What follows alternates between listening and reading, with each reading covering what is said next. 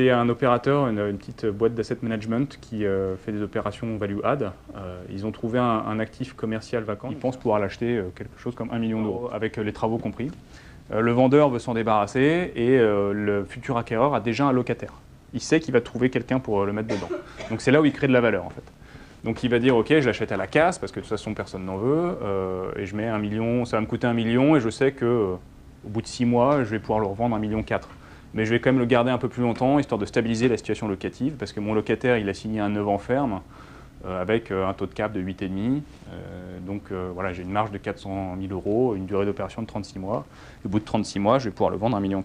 En financement classique, donc il met 20% d'equity, là, pas de scénario crowdfunding, une dette que j'ai estimée à un coût de 3%. Sur 3 ans, ça va lui coûter 74 000 euros d'intérêt. En attendant, il va toucher des loyers, il va déduire ça de la dette, il va prendre la marge, et sa marge nette, c'est 682 000 euros. Un retour sur investissement de 341%. S'il arrive à se financer en crowdfunding, et pourquoi il se financerait en crowdfunding? Parce que la banque, elle ne comprend pas ce genre de projet.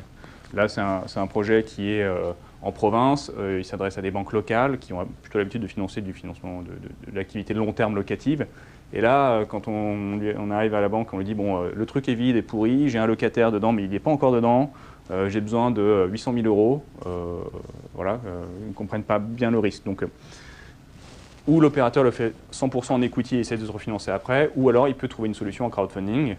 Voilà, si une plateforme arrive à le commercialiser, arrive à expliquer le projet et à mettre une rentabilité en face.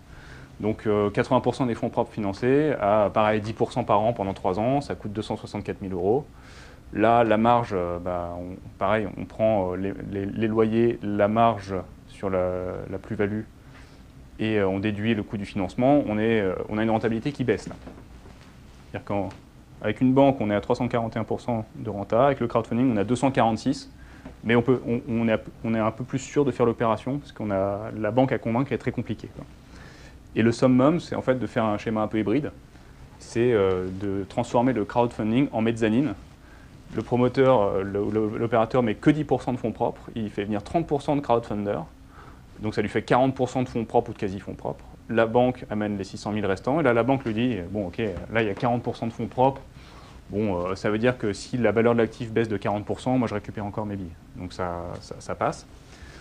Les coûts des financements associés sont là, on prend la marge brute plus les loyers, on déduit le coût du financement, et on a une rentabilité sur fonds propres de 602%, qui est boostée ici parce qu'en fait il y en a beaucoup moins en haut.